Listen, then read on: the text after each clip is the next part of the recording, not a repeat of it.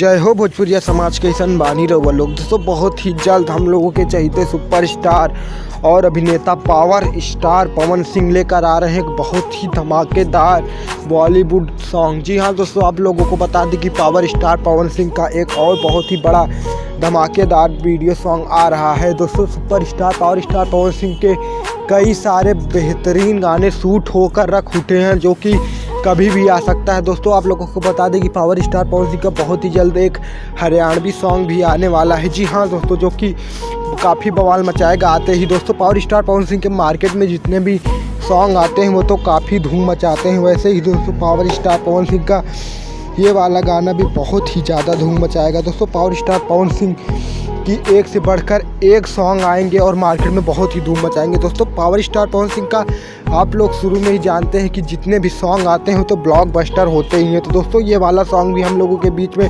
बहुत आएगा। और दोस्तों आप लोगों को बता दें कि पावर स्टार पवन सिंह का सबसे बड़ी खुशखबरी की बात यह है कि पावर स्टार पवन सिंह का हरियाणवी सॉन्ग भी आएगा। जी हाँ दोस्तों, आप लोगों को पता है कि पवन सिंह को छोड़ दीजिए और अभी तक कोई सुपरस्टार ने हरियाणवी सॉन्ग नहीं गाया है। जी हाँ दोस्तों, जिसका नाम है कोको।